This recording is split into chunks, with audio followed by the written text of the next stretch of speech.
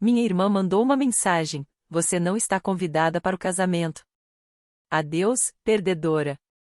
Minha mãe respondeu com um emoji de coração. Eu digitei: perfeito. Então vou cancelar meus pagamentos da conta. Eles continuaram brincando no grupo da família, mas na manhã seguinte, tudo tinha mudado. É triste contar essa parte da minha vida, mas aqui está. É sobre o momento em que minha irmã decidiu que eu não era boa bastante para fazer parte do casamento dela depois de eu praticamente ter ajudado a construir tudo do zero. E como uma simples mensagem de texto acabou desencadeando uma reação em cadeia que ninguém esperava. Nem ela, nem meus pais, nem eu. Aconteceu em uma quinta-feira qualquer, enquanto eu estava no Target. Eu não estava procurando nada específico, só passeando depois do trabalho para limpar a mente. Tinha uma cestinha com algumas velas e barras de proteína. Não estava pensando na Amanda, nem no casamento, nem no fato de que não falávamos havia alguns dias. Tudo parecia normal. Então, meu celular vibrou. Era o grupo do casamento, aquele que chamávamos de Family Wedding Crew Ring. Abri achando que seria algo sobre o jantar de ensaio ou alguma dúvida sobre a decoração das mesas. Mas o que vi foram 5 palavras que, por um instante, nem fizeram sentido. Você não está convidada. Adeus, perdedora. Só isso. Sem contexto, sem explicação. Minha irmã Amanda mandou como se estivesse pedindo um café. E logo abaixo, minha mãe respondeu apenas com um coração. Nenhuma frase, só o emoji como uma espécie de selo de aprovação distorcido. Fiquei parada no meio do corredor de lanches, relendo a mensagem várias vezes. Esperei que alguém dissesse que era brincadeira, ou que o celular da Amanda tinha sido roubado ou hackeado. Mas ninguém disse nada. O grupo ficou em silêncio. Coloquei a cesta em uma prateleira qualquer e saí da loja sem falar com ninguém. Naquela noite, não respondi. Fiquei observando. Algumas horas depois, eles estavam de volta ao grupo, conversando como se nada tivesse acontecido. Amanda postou um TikTok de uma noiva rindo. Minha mãe comentou: tão verdade. E meu pai escreveu: finalmente, sem drama. Foi ali que eu percebi não era um engano. Eles realmente queriam me excluir. Depois de tudo que eu tinha feito. E o pior, eles esqueceram que eu estava pagando por quase tudo. O local da cerimônia, no meu cartão de crédito. Aquele vestido de $2.000 que a Amanda tanto queria? Eu dei o sinal. As flores, o cardápio de degustação, os convites com caligrafia, até as amostras de bolo, tudo por minha conta. Amanda sempre dizia que me reembolsaria depois, quando começassem a chegar os presentes de casamento. Meus pais prometeram ajudar quando pudessem, mas nunca ajudaram. Eu vinha guardando todos os recibos, literalmente. Então, finalmente respondi: perfeito. Então vou remover meus pagamentos da conta. Ninguém me levou a sério. Amanda respondeu com um meme de uma pistola de dinheiro. Minha mãe escreveu: não seja dramática, querida. Meu pai mandou um joinha, como se estivéssemos falando sobre cores de tinta. Então fiquei quieta. E comecei a fazer umas ligações. O local do casamento foi o primeiro a cancelar imediatamente. O depósito estava em meu nome. O mesmo aconteceu com a florista. O buffet precisou de um pouco mais de convencimento, mas assim que viram meu nome no contrato, cancelaram o pedido. A loja do vestido foi a única que hesitou. Amanda já tinha feito uma prova, mas quando eu lembrei que o pagamento inicial fora meu e que eu não havia autorizado as alterações, eles concordaram em suspender tudo. Às 11 horas da manhã do dia seguinte, o casamento simplesmente não existia mais. Às 12h22, Amanda me mandou uma mensagem: o que você fez? Eu não respondi. E aí veio a enxurrada. Minha mãe disse que eu estava arruinando tudo. Amanda me chamou de desequilibrada. Meu pai escreveu que era exatamente por isso que não queriam que eu me envolvesse desde o começo. Eles mandaram 18 mensagens em 10 minutos. Às 15h36, Amanda ficou em silêncio por um instante. Depois mandou: você tem 1 hora para consertar isso, ou eu conto para todo mundo o que você fez com o Ryan. Eu ri. Não porque fosse engraçado, mas porque mostrava o desespero dela. Agora ela estava lançando ameaças, tentando ver se alguma funcionava. Fiz uma captura de tela e bloqueei. Amanda achou que podia me excluir e ainda ficar com tudo que eu tinha dado. Meus pais achavam que, se me ignorassem tempo suficiente, eu acabaria cedendo. O que eles não perceberam é que eu finalmente tinha chegado ao meu limite. Eles queriam um casamento sem mim? Ótimo! Que tentassem fazer um sem o meu dinheiro. Os primeiros dias depois de eu cancelar tudo foram surpreendentemente tranquilos. Eu esperava uma explosão, mas parecia que eles tinham entrado em modo de contenção de danos ou talvez em choque.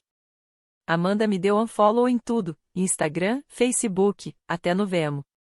Minha mãe me mandou uma mensagem de 2 parágrafos dizendo que estava decepcionada com a forma como eu tinha lidado com as coisas e esperava que eu caísse em minha antes que fosse tarde demais. Meu pai me enviou um link do YouTube com um vídeo sobre perdão. Eu nem abri. Eles pararam antes de implorar. Acho que ainda acreditavam que eu cederia, que me sentiria culpada, que acordaria no meio da noite, suando frio, e mandaria uma mensagem de desculpas com um emoji chorando e uma promessa de pagar tudo de novo. Mas eu não fiz isso. Eu tinha acabado. Uma semana depois, Amanda postou uma foto com outro vestido de noiva. Dava pra ver que era um modelo de prateleira. Ela parecia furiosa. A legenda dizia algo como, novo vestido. O outro estava amaldiçoado, cara com olhos virando. Os comentários estavam cheios de amigas elogiando, dizendo que ela estava linda, que aquele era muito mais a cara dela. Mas eu percebi os likes estavam baixos. Bem mais baixos que o normal. Naquela noite, por volta das 22 horas, recebi uma ligação da minha tia Cati. Ela nem tentou puxar conversa. Disse que Amanda estava contando por aí que eu tinha tido um colapso e que tentei arruinar o casamento por inveja. Disse também que minha mãe andava dizendo que eu era instável e que vinha causando problemas há anos. Eu ouvi a hesitação na voz dela. Ela não acreditava totalmente, mas também não queria se meter. Então ela fez a pergunta que eu já sabia que viria: você realmente cancelou tudo? Eu disse que sim e que não me arrependia. Ela ficou em silêncio por um segundo e respondeu apenas: uau, bom pra você. Depois disso, a notícia começou a se espalhar. 2 dias depois, minha prima Sara me mandou mensagem perguntando se era verdade que Amanda e Ryan estavam tentando organizar um casamento no quintal, já que não conseguiam encontrar um local disponível em tão pouco tempo, e que a florista se recusará a trabalhar com eles sem minha autorização. Eu não respondi, mas comecei a receber mensagens de números que não reconhecia a mãe do Ryan, uma das madrinhas da Amanda, um primo distante que não falava comigo há uns 5 anos. Todos tentando uma abordagem diferente: culpa, bajulação, fingindo preocupação. Oi, ouvi dizer que houve uma confusão com o planejamento. Só queria saber se você está bem. Amanda disse que você decidiu se afastar. Quer que eu ajude a resolver as coisas? Desculpa por toda essa confusão, sabe como é, casamento é sempre estresse. Ignorei todos. 3 dias antes da data em que o casamento deveria acontecer, minha mãe apareceu no meu apartamento. Eu não atendi. Ela ficou do lado de fora por quase 15 minutos. Observei pelo olho mágico enquanto ela tocava a campainha 2 vezes e, por fim, foi embora. 10 minutos depois, recebi uma mensagem dela: por favor, fala com a gente. Ainda dá para consertar isso. Fiquei olhando para aquela mensagem por um bom tempo. Pensei em todos os anos sendo tratada como uma carteira com pernas. O modo como sempre esperavam que eu ajudasse porque eu tinha um emprego fixo e não tinha marido nem filhos. O jeito como me usavam, repetidamente, chamando isso de amor. Então eu apaguei a mensagem. Que eles dessem um jeito agora. O casamento estava desmoronando, o orçamento havia sumido e o tempo corria contra eles. Queriam me excluir? Pois que descobrissem até onde conseguiam ir sem mim. 2 dias antes do casamento, recebi uma solicitação no Vemo da Amanda, $7.800. Sem mensagem, sem contexto, só um número, como se eu fosse uma patrocinadora esquecida de mandar sua doação. Recusei. 10 minutos depois, chegou outra. Mesma quantia. Ainda sem mensagem. Recusei de novo e dessa vez, bloqueei ela no Vemo completamente. Foi nesse momento que tudo ficou real, senti como se o último fio tivesse se rompido. Mais tarde, naquela tarde, recebi uma mensagem de um número desconhecido. Não abri de imediato. Deixei ali enquanto fazia o jantar, regava as plantas, e servia uma taça de vinho. Quando finalmente li, não me surpreendi. Era Amanda. Eu sei que você está brava, mas já deu para entender o recado. Já estamos comprometidos com várias coisas. Você cancelar tudo só estraga tudo para mim. Por favor, não destrua meu futuro só para se vingar. Essa última frase: não destrua meu futuro, como se eu fosse a responsável por segurar a marreta que ela mesma empunhou. Como se eles não tivessem me expulsado do grupo e me humilhado na frente da família e dos amigos. Como se não tivessem rido quando eu disse que estava me retirando. Eu não respondi. Bloqueei o número. Naquela noite, recebi uma ligação do local do casamento, aquele que Amanda amava tanto, o mesmo onde ela chorou durante a visita. A mulher do outro lado da linha falava com calma, mas foi direta. Alguém havia ligado fingindo ser eu, pedindo para reverter o cancelamento. Quando ela solicitou a verificação de identidade por e-mail, a pessoa desligou. Ela só queria me avisar que havia sinalizado o caso no sistema. Agradeci. Ela não fez perguntas. Eles estavam tentando desfazer o estrago em silêncio, mas tudo estava em meu nome: cada assinatura, cada e-mail, cada comprovante de pagamento. Eu tinha resolvido tudo, e agora eles estavam desesperados.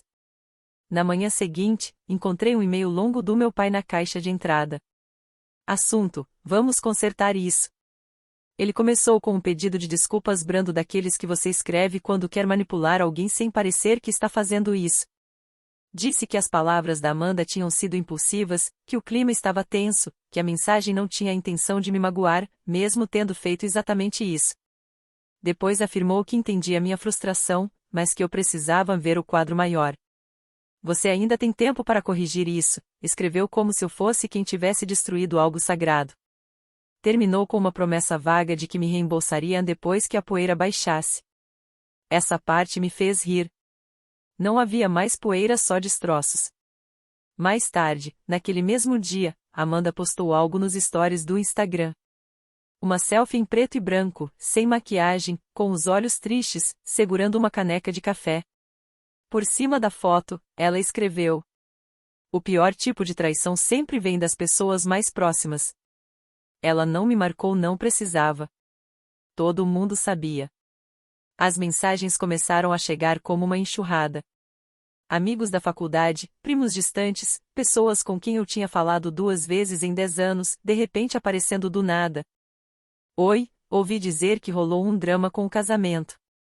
Espero que você esteja bem. Não quero me meter, mas estão falando umas coisas e queria saber o seu lado. A Amanda está dizendo umas coisas bem sérias. Só queria entender antes de responder. Ignorei todos. Enquanto isso, as informações internas continuavam chegando. Minha prima Sara me ligou do carro, sussurrando como se estivesse vazando um segredo de estado. O plano do casamento no quintal tinha desabado. O vizinho havia denunciado a prefeitura depois de ver um monte de cadeiras dobráveis e uma tenda enorme sendo montada sem permissão. Um fiscal do Corpo de Bombeiros apareceu e mandou parar tudo. A empresa de buffet colocou o nome da Amanda na lista negra depois que ela tentou usar minha antiga fatura como prova de que tinha uma conta com eles. A loja do vestido se recusou a liberar o traje até que o restante do valor fosse pago. Ninguém tinha esse dinheiro disponível. E, pelo que soube, o Ryan noivo estava a um passo de cancelar tudo. Ele comentou com um dos padrinhos: se é isso que significa casar com a família dela, talvez eu precise repensar as coisas.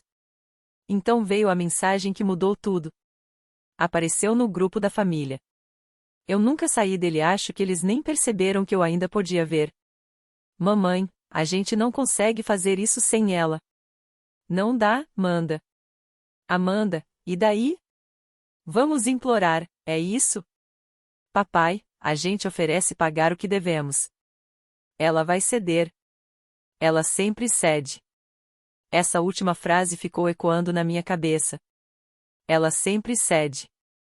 Como se eu fosse uma máquina de refrigerante que bastava chutar com força para sair o que eles queriam. Eu não respondi. Só fiquei observando o caos de longe. Eles achavam que eu era fácil, que bastaria um joguinho de culpa e umas desculpas falsas para eu abrir a carteira de novo. Mas dessa vez era diferente. Eles queriam me usar como um cartão de crédito com sentimentos e não seria mais assim. O casamento estava a 2 dias de acontecer. Sem local, sem fornecedores, sem vestido, sem plano B. Eles queimaram a ponte e ficaram de pé nas cinzas, esperando que eu a reconstruísse para eles. E eu simplesmente segui em frente. Na manhã do que seria o jantar de ensaio da Amanda, o silêncio era assustador. Nenhuma nova mensagem, nenhuma ligação, nenhum erro de digitação no grupo. Pela primeira vez em semanas, meu celular estava completamente quieto. E foi assim que eu soube que algo estava por vir. Eles não tinham desistido, só estavam se reorganizando. Passei o dia fingindo que não me importava, fui ao mercado, tomei um café, lavei roupa. Mas, no fundo, eu sentia dava para perceber o clima se formando. Quem cresce numa família como a minha aprende a sentir quando a tempestade está prestes a chegar. Ela veio às 18h42. Uma batida na porta. Deliberada. Não era o tipo de batida que se confunde com a de um vizinho. Quando olhei pelo olho mágico, congelei. Ela Amanda estava irreconhecível. O cabelo bagunçado, os olhos vermelhos, e uma sacola plástica de supermercado na mão. Eu não abri a porta. Só fiquei parada, observando. Depois de 1 minuto, ela falou através da madeira. Jane, por favor. Eu sei que você está aí. Eu não respondi. Então ela começou a chorar. Lágrimas de verdade. Daquelas que não são ensaiadas. Ela disse que Ryan tinha ido embora na noite anterior. Aparentemente, ele fez as malas depois da última briga, algo sobre não querer começar um casamento endividado com a irmã dela. Ela contou que a organizadora de casamentos, a substituta que contratou às pressas, também tinha desistido naquela manhã. Então, Amanda disse algo que eu não esperava: eu sei que você me odeia, mas, por favor, eu não posso voltar para casa da mamãe. Eles estão me culpando por tudo. Aquilo me fez hesitar. Abri a porta pela metade. Amanda parecia menor, de algum jeito. Não só fisicamente, era como se tivesse perdido a armadura que sempre usava. Ela me entregou a sacola de supermercado. Dentro, havia um monte de envelopes presos com elástico, recibos, contratos, cheques cancelados, todos com a minha caligrafia. Disse que mamãe os tinha encontrado em uma gaveta, os mesmos que usávamos para organizar as finanças do casamento, e mandou que Amanda me entregasse para provarem que eu não tinha nada a receber. Mas, quando Amanda abriu os envelopes, percebeu algo. A maioria das contribuições da família, que ela achava que nossos pais tinham feito, eram duplicatas falsas. Fui eu quem pagou cada uma delas. Ela jurou que não sabia. Que mamãe tinha dito que eu me ofereci para cobrir tudo porque me sentia sozinha e queria me sentir parte da família. Essa foi a parte inesperada. Não o fato de terem mentido, disso eu já estava acostumada, mas o fato de Amanda realmente parecer acreditar no que dizia. Ela não estava ali para pedir dinheiro. Estava ali porque, finalmente, tinha enxergado a verdade. Ficamos em silêncio por um tempo. Ela me perguntou se eu estava feliz agora. Eu disse, não. Expliquei que não queria vingança, só queria parar de ser tratada como o cartão de crédito da família. E então veio o golpe final. Enquanto estávamos ali sentadas, meu celular vibrou. Um novo e-mail do local do casamento. Aparentemente, minha mãe tinha ligado para eles mais cedo, fingindo ser minha assistente pessoal, tentando reativar a reserva e cobrar tudo na minha conta outra vez. O gerente percebeu na hora. Rastreou o número e anexou no e-mail como prova, dizendo que o caso seria marcado como tentativa de fraude. Amanda leu o e-mail. Seu rosto empalideceu. Ela sussurrou: ela realmente fez isso? Eu apenas assenti. Dessa vez, Amanda não chorou. Apenas se levantou, disse que precisava resolver uma coisa e foi embora sem olhar para trás. Naquela noite, não recebi mensagem de ninguém. Nem de Amanda, nem de mamãe, nem de papai. Até que, às 2h07 da manhã, meu celular acendeu com uma mensagem dela. Uma única linha: você vai se arrepender do que começou. Sem emoji de coração dessa vez. E foi nesse instante que percebi que aquilo não tinha acabado. Nem de longe. Na manhã seguinte a mensagem da minha mãe: você vai se arrepender do que começou. Eu não senti medo. Nem culpa. Nada do que ela esperava. Senti algo diferente, algo firme. Eu passei anos tentando manter a paz, pagando por coisas que eles não podiam bancar, engolindo comentários, abrindo espaço para os surtos da Amanda e para as desculpas dos nossos pais. Mas dessa vez, eu só observava tudo desmoronar de longe. Pela primeira vez, não tentava salvá-los. Às 12h08, Amanda ligou. Deixei tocar uma vez e atendi. Ela não começou com um pedido de desculpas. Nem perguntou como eu estava. Foi direto ao ponto. Ryan ainda tinha ido embora. Estava morando no quarto de hóspedes do irmão e disse que precisava de tempo para pensar. O casamento seria no dia seguinte. Os convidados tinham cancelado. O bolo derretera na garagem de alguém. O vestido ainda estava sequestrado. Não sobrava nada além do nome no documento. Ela disse que ia casar mesmo assim, só ela e Ryan, no cartório, se ele aparecesse. Disse que não queria mais nada, sem flores, sem música, sem convidados. Então me pediu um empréstimo. Não uma ajuda, um empréstimo. Fiquei em silêncio. Ela disse que não era truque, que tinha visto os recibos, que agora entendia o quanto estava envolvida na mentira e por quanto tempo nossos pais tinham usado nós duas de maneiras diferentes. Jurou que não sabia das falsas restituições e que realmente acreditava que mamãe e papai tinham ajudado, e que eu só tinha pago mais porque estava entediada ou carente. Pedi que me mandasse o valor de que precisava. A mensagem chegou mais tarde naquela noite, $2.600. O suficiente para o registro, um vestido simples de loja de departamento e um jantar barato com meia dúzia de pessoas que nem sabiam ou se importavam com o que tinha acontecido. Não respondi naquela hora. Em vez disso, abri meu laptop e passei uma hora redigindo um contrato de empréstimo formal. Valor total, pagamentos mensais, juros baixos só o bastante para deixar claro que não era de graça. Um vencimento por mês, multa por atraso, linguagem jurídica, e uma cláusula de consequência se ela deixasse de pagar mais de 2 parcelas. Ao meio-dia do dia seguinte, nos encontramos em uma lanchonete neutra, onde ninguém nos conhecia. Ela chegou pequena, sem maquiagem, olheiras profundas, de moletom e cabelo preso. Não pediu nada. Eu deslizei os papéis pela mesa. Ela não fez nenhuma pergunta. Leu uma vez, assinou cada página. Sem comentários, sem ironia, só caneta e papel, fiz a transferência ali mesmo, na frente dela. Ela não agradeceu. Apenas dobrou os papéis, colocou na bolsa e foi embora. A cerimônia no cartório aconteceu no dia seguinte. Ryan apareceu por pouco, mas apareceu. Eles não postaram nada nas redes sociais. Eu só soube porque nossa tia Lisa me encaminhou uma foto borrada que Amanda tinha mandado, com a legenda: conseguimos. Por favor, não perguntem nada. Achei que tudo terminaria ali até receber, por e-mail, não impresso, um convite para um jantar de comemoração em um restaurante local. Nenhuma menção ao drama, só uma nota vaga e educada, falando sobre a finalmente começar esse novo capítulo. Dava para ver que o convite tinha sido feito às pressas. Eu respondi com um anão no RSVP, mas ainda assim enviei um presente. Pedi que fosse entregue ao restaurante 10 minutos antes do jantar começar. O embrulho estava impecável, papel prateado, laço branco, sem cartão. Dentro da caixa, havia uma moldura 8x10 com uma cópia impressa do comprovante do depósito do local original da cerimônia, aquele que Amanda tinha me implorado para pagar 6 meses antes, jurando que me devolveria assim que recebesse o dinheiro do casamento. Atrás da moldura, colada com fita, estava uma cópia ampliada do contrato de empréstimo, impressa em papel grosso. A assinatura da Amanda destacada em amarelo. A taxa de juros circulada. A data de vencimento sublinhada. Parecia um anúncio de casamento se a pessoa não lesse com atenção. Eu não estava lá para ver a reação, mas nem precisei. Às 9 da noite, as mensagens começaram a chegar. Minha prima Paige escreveu: "Meu Deus, isso foi gelado." Uma das amigas da Amanda mandou um emoji rindo.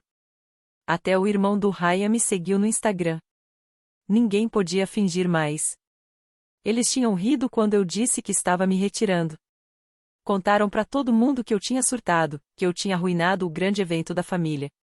Fizeram piadas no grupo enquanto gastavam o meu dinheiro. E agora, cada pessoa naquele jantar viu quem realmente pagou pelo casamento, quem limpou a bagunça, quem guardou os recibos. Amanda começou a fazer os pagamentos no mês seguinte. Pontual. Depósito direto. Sem mensagem, sem atraso, sem adiantamento, só o silêncio de uma dívida sendo quitada que todos à mesa lembravam bem. Quando o primeiro pagamento caiu $237,65, exatamente no dia 3, como dizia o contrato, não pareceu uma vitória. Pareceu um reconhecimento silencioso de que a fantasia tinha acabado. Que ela sabia que, dessa vez, eu não ia desaparecer. Que a faxina não era gratuita. E ela não tentou disfarçar. Nenhum bilhete, nenhum pedido de desculpas. Só o dinheiro caindo na minha conta. O silêncio dos meus pais, esse sim, foi ensurdecedor. Depois da explosão, o que quer que tenha acontecido a portas fechadas quando ela mostrou os recibos, eu nunca mais ouvi nada deles. Nem uma mensagem passivo-agressiva. Nem parabéns de aniversário. Nenhum espero que você esteja bem. Foi como se tivessem me arrancado da árvore genealógica, de forma silenciosa e definitiva. E tudo bem. Eu não precisava mais de nada deles. O que eu não esperava era mudança no resto da família. Primeiro, foi sutil, um curtir em uma postagem minha de um primo que eu não via desde a faculdade. Depois, uma figurinha engraçada da tia Lisa, sem legenda, uma espécie de oferta de paz. Aos poucos, começaram a se aproximar. Convites para almoçar. A gente nunca teve tempo de colocar o papo em dia. Mensagens de checagem disfarçadas de curiosidade. Eu não me apressei para responder. Deixei que ficassem com o desconforto por um tempo. Mas havia uma coisa que sempre voltava à tona, sempre dita em voz baixa, com um risinho meio nervoso presente. Aquela caixa prateada que eu mandei entregar no jantar de celebração acabou ganhando vida própria. Pelo que me contaram, alguém filmou o momento em que Amanda abriu o namorado de uma prima, gravou tudo no celular. Ninguém esperava nada de especial, por isso o salão ficou em completo silêncio quando ela tirou da caixa o recibo emoldurado do depósito e virou a moldura para ver o contrato de empréstimo ampliado. Ouviu-se o arrastar de cadeiras, o tilintar de taças. Uma das tias soltou, audivelmente, "Meu Deus!" O vídeo nunca foi parar na internet, mas começou a circular em mensagens privadas, como uma relíquia familiar. 2 meses depois, numa festa de aniversário, uma mulher que eu mal conhecia me perguntou: "Espera, foi você quem mandou a moldura no jantar do casamento?" Quando eu disse que sim, ela apenas sorriu e comentou: "Icônico." Amanda nunca falou sobre o assunto, mas também nunca jogou a moldura fora. Pelo que soube, o Ryan fez ela tirar da parede depois que se mudaram juntos. Disse que aquilo trazia energia ruim. Ela enfiou a moldura numa caixa no armário, mas quando nossa prima Paige ajudou a empacotar as coisas, viu que ela ainda estava lá, embrulhada no mesmo papel prateado, como se um dia fosse precisar dela de novo. Amanda continuou pagando o empréstimo em dia, todos os meses. Nos primeiros, era puro silêncio, só o depósito entrando na minha conta. No 4º mês, ela mandou uma notinha, ainda pagando, ainda lembrando. No 6º, a mensagem mudou um pouco. Eu já nem lembro as palavras exatas, só que nunca se tornou algo amigável entre nós. A gente nunca voltou a ser irmãs como as pessoas esperam. Não houve reconciliação de feriado, nem abraço choroso com taças de vinho e perdão. Apenas um ritmo quieto, transacional, no qual nos encaixamos. Ela sentindo culpa e eu, não respondendo. E, sinceramente, isso foi mais encerramento do que eu jamais imaginei ter. Meus pais ainda não falam comigo, mas eu sei que ouvem sobre mim. Toda vez que tem alguma reunião de família, um churrasco, um chá de bebê, qualquer evento, o assunto volta. Não o drama, não a briga, nem o empréstimo. O presente. A história que se recusa a morrer. Eles comentam o quão frio foi, o quão calculado, o quão cruel. Dizem como se fosse algo ruim, mas o tom sempre muda quando percebem que eu guardei os recibos. Literalmente. Que eu fiz eles se lembrarem. Que eu não gritei, não discuti, só enviei um pacote. E desde então, são eles que estão desembrulhando tudo. Amanda vai terminar de pagar o empréstimo em 16 meses. Não há nada que ela possa dizer para pagar o que aconteceu. E eu não preciso que ela diga nada. Porque a verdadeira dívida não é o dinheiro. É a lembrança. E essa é minha para guardar.